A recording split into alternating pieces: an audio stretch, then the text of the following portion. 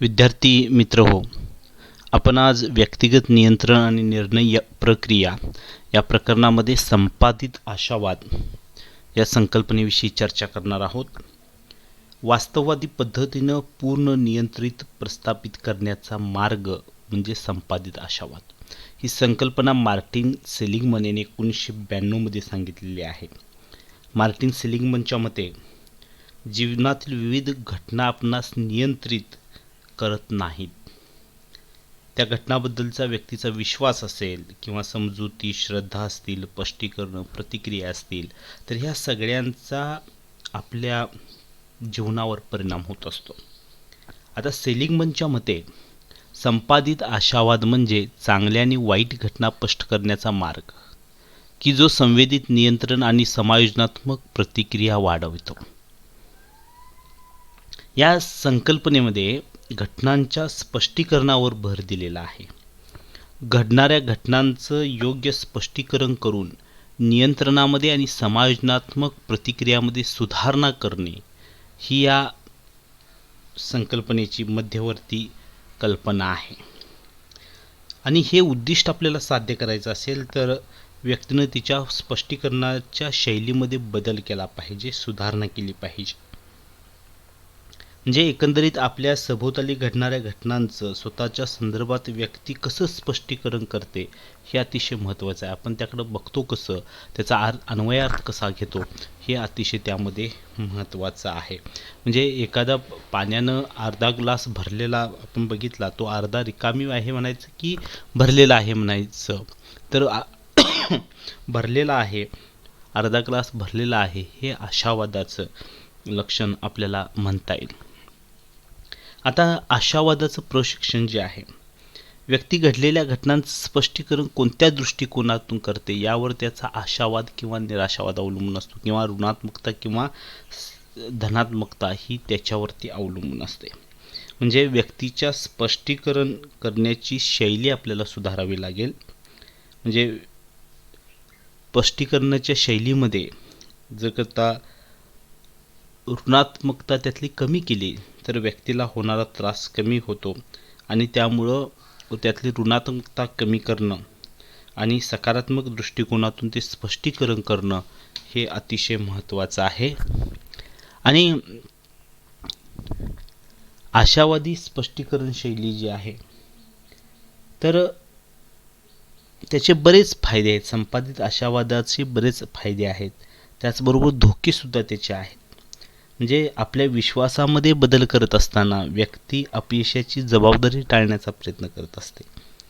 आणि व्यक्ती जर करता खरोखर निराश असेल किंवा तर त्यानं स्वतःच्या विश्वासामध्ये बदल केला पाहिजे आणि सतत स्वतःच्या विश्वासात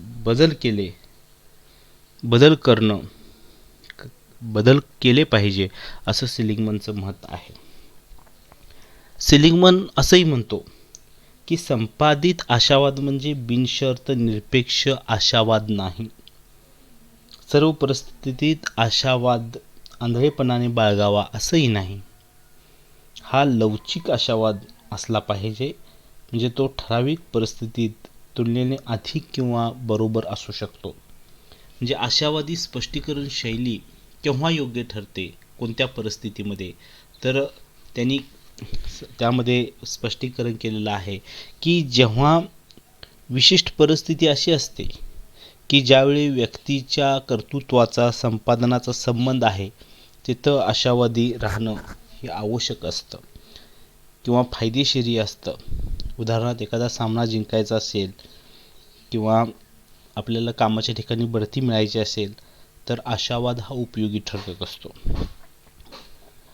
त्याचबरोबर दुसरं आहे, ज्या वेळेला व्यक्तीला आपलं मनोबल टिकवायचं असतं, निराशा किंवा निरुत्साह टाळायचा असतो, त्यावेळी धनात्मक विचार करून अनुकूल गोष्टीवर भर द्यावा लागतो. त्यावेळी आशावादी राहणं अतिशय महत्त्वाचं आहे.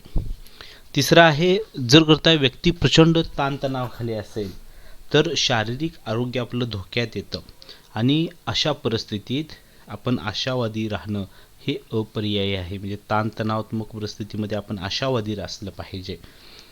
व्यक्तीला जर विजय संपादन करायचा असेल तर इतरांना प्रोत्साहन देणं गरजेचं असतं किंवा इतरांचा विश्वास संपादन करावा लागतो आणि म्हणून आशावादाशिवाय पर्याय नाही. तर ह्या परिस्थितीमध्ये आशावादी स्पष्टीकरण शैली ही योग्य ठरू शकते असं सांगितलेलं आहे. त्याचबरोबर आशावादी स्पष्टीकरण शैली कोणत्या स्थितीत निरुपयोगी ठरते त्याही स्थिती दिलेल्या आहेत. तर त्यामध्ये पहिला आहे, जर व्यक्तीनं आपल्या डोळ्यासमोर ठेवलेल्या उद्दिष्टामध्ये जोखमीचा किंवा अनिश्चिततेचा भविष्याचे व्यवस्थापन केलं असेल तर अशा वेळेला आशावादी दृष्टिकोन हा निरुपयोगी ठरतो. दुसरा आहे, ज्या व्यक्तीचा भविष्य का अंधुक आहे, त्यामध्ये प्रगती होणं शक्य नाही, अशा व्यक्तीला सल्ला देण्याचा उद्देश असेल तर अशा वेळेला सुरुवातीला आशावाद उपयोगाचा ठरत नाही. आणि तिसरा आहे, ज्यावेळेला इतरांना त्रास होत असतो किंवा त्यावेळी त्यांना सहानुभूती दाखवावी असं वाटत असतं तर अशा वेळेला सुरुवातीला आशावाद निरुपयोगी ठरतो. पण आत्मविश्वासामध्ये त्या व्यक्तीच्या वाढ झाल्यानंतर, सद्भावना वाढल्यानंतर आशावादाचा उपयोग होऊ शकतो. तर ह्या खाली 3 दिलेल्या स्पष्टीकरण शैलीमध्ये ही आशावाद ठेवणं किंवा आशावादी राहणं हे निरुपयोगी ठरू शकतं. आता आशावाद जो आहे तर प्रत्येक व्यक्तीमध्ये कमी जास्त प्रमाणात व्यक्ती आशावादी असते आणि प्रत्येकाच्या कामामधून, कृतीमधून, त्याच्या कार्यामधून, वर्तनामधून त्याचा आशावाद हा दिसून येत असतो. आशावादामध्ये व्यक्तिभिन्नता आहे आणि प्रत्येकजण आशावादी असणं हे आवश्यक आहे. पण अवास्तव आशावाद बाळगणं ही घटना देखील व्यक्तीच्या विकासाला बाधक ठरत असते आणि त्यामुळे अपेक्षित यश मिळवायचं असेल, जीवनामध्ये प्रगती चांगल्या पद्धतीची करायची असेल तर आशावादी असणं हे अतिशय महत्त्वाचं आहे. त्यानंतरचा जो मुद्दा आहे संरक्षणात्मक निराशावाद. आपल्या दैनंदिन जीवनामध्ये आपल्याला अनेक छोटे मोठे निर्णय घ्यावे लागत असतात आणि त्या अनुभवातून व्यक्तीची निर्णय पात्रता किंवा निर्णय घेण्याची क्षमता ही विकसित होत असते आणि हे निर्णय घेत असताना व्यक्तीच्या निर्णय प्रक्रियेला त्यामुळं जीवनामध्ये अनन्यसाधारण महत्त्व प्राप्त होत असतं आणि त्यामुळं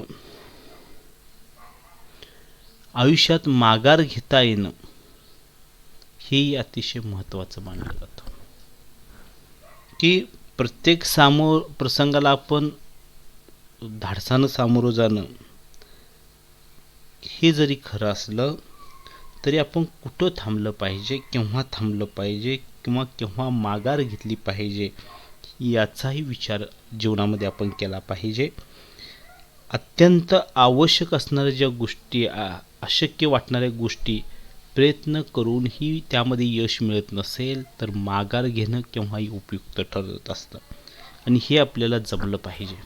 आपण एखाद्या गोष्टीबाबत खूप अशक्यप्राय प्रयत्न केले आणि प्रयत्न करूनही त्यामध्ये यश मिळत नसेल तर त्यामधून माघार घेणं केव्हाही चांगलं असतं किंवा ते आपल्या फायद्याचं असतं आणि त्या दृष्टिकोनातून आपण विचार करणं हे अतिशय महत्त्वाचं आहे.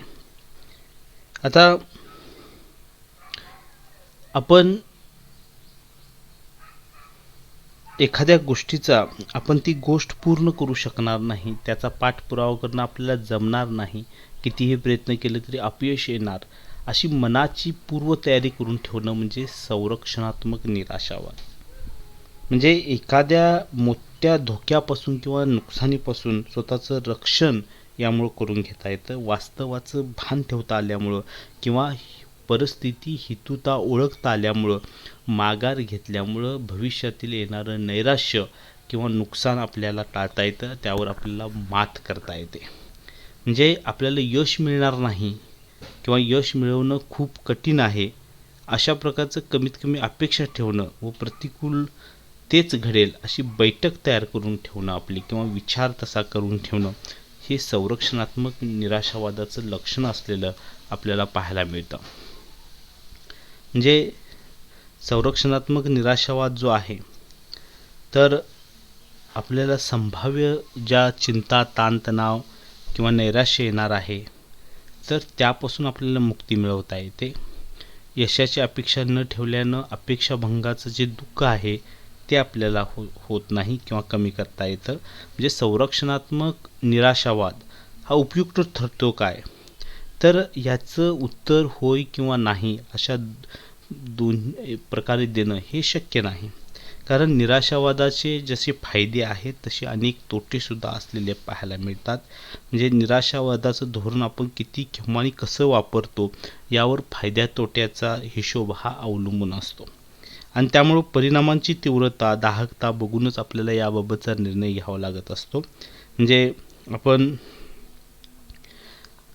भावनिक आणि मानसिक पातळीवर निर्णय घेणं हे अतिशय महत्त्वाचं आहे. किंवा वारंवार आपण जीवनामध्ये निराशावाद वापरला, संरक्षणात्मक निराशावाद वापरला तर सुख समाधान आपल्या जीवनातलं कमी होईल.